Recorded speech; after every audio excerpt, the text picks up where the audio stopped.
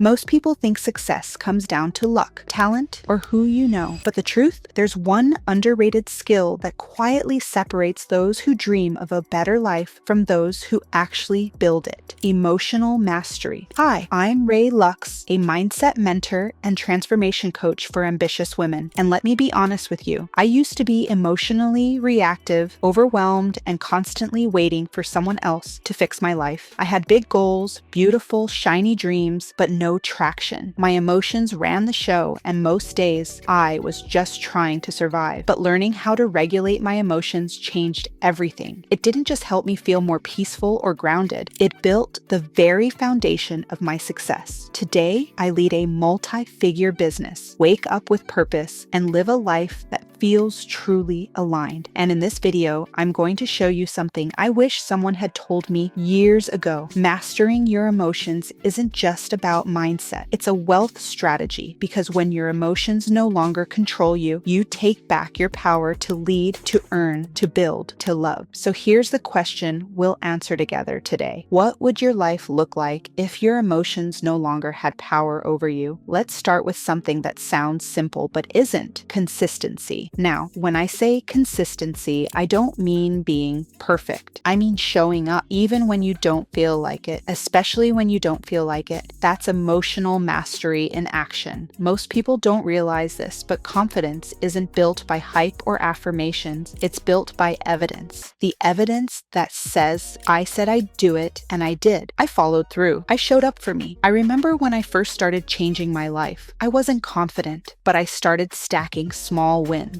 Waking up early when I said I would, following through on tasks even when no one was watching, drinking the water, doing the workout, making the call, and every time I did, I started trusting myself more. And trust, that's the real foundation of confidence. When you trust yourself, others start trusting you too. That's when clients start saying yes. That's when relationships shift. That's when the world reflects back the stability you've built within. So let me ask you, where are you breaking trust with yourself? Where are you inconsistent? You already know that quiet little area you just thought about. That's where the work starts.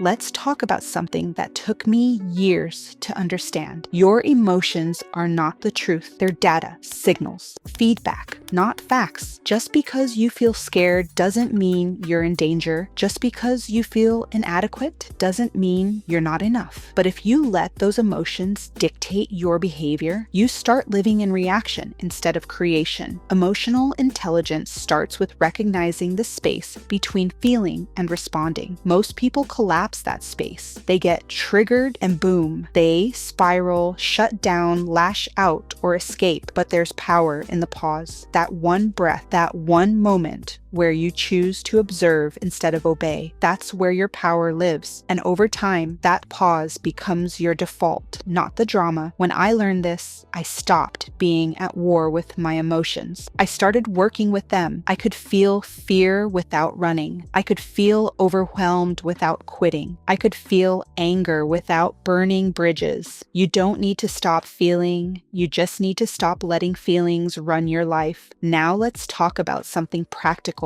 and powerful: compartmentalization. If you've ever let one bad moment ruin your entire day, you need this. Life is never just one thing. It's layered. You can have a big win in your business and a tough conversation with your partner in the same hour. The difference between people who spiral and people who grow: boundaries between buckets. I treat my day like separate compartments: business, health, relationships, content, money.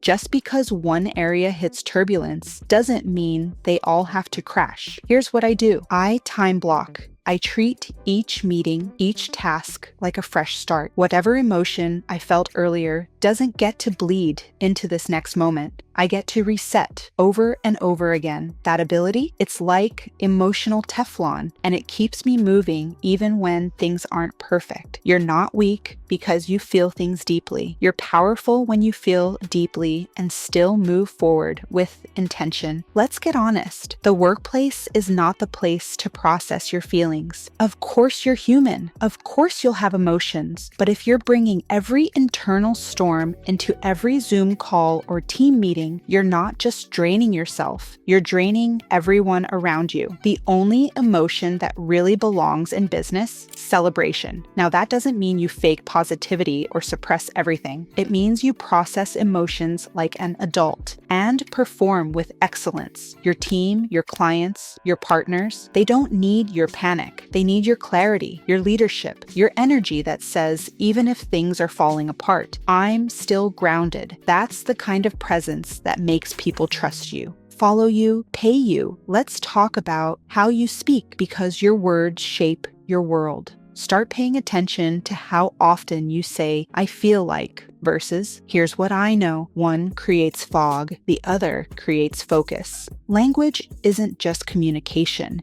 it's identity. When you speak with certainty, even if your voice shakes, you build trust, not just with others, but with yourself. Imagine walking into a room and saying, I feel like this could work, versus, here's what the data suggests. Let's test it. Same idea, wildly different energy. Every time you speak, you're telling people how seriously to take you. So sharpen your language. Lead with clarity. Use words that reflect the future you're building, not the fears you're trying to outgrow. If you work with your partner, your sibling, or any family member, you already know this one hits different. It's easy to blur lines. It's easy to let personal tension bleed into professional dynamics. But here's the truth. Your team should never have to manage your family drama. I've worked with my husband, my brother. I get it, but the emotional maturity comes in knowing what to say behind closed doors and what energy to bring in front of your team. You can be frustrated, you can feel disappointed, but if you unleash that in front of others, you lose respect, you create confusion, and most of all, you undermine your own leadership. So have the tough conversations in private. Come back aligned. Protect the energy of the room, even when you're still figuring it out behind the scenes. That's not being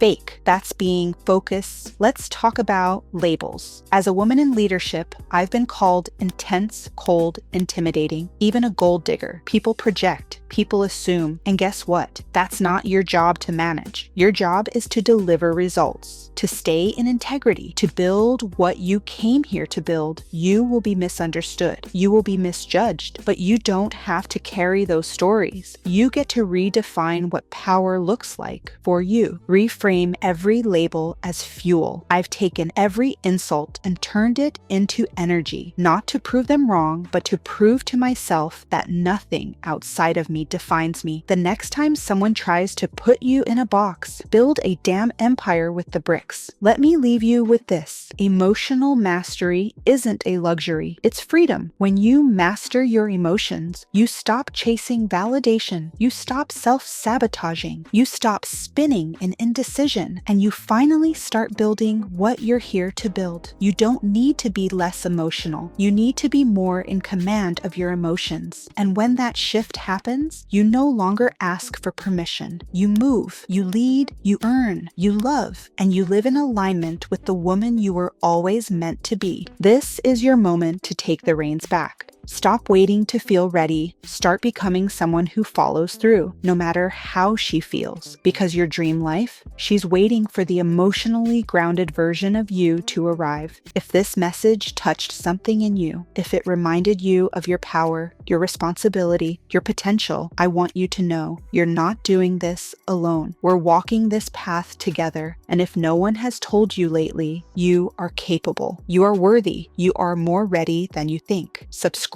if this resonated, and come back anytime you need a reminder of who you truly are.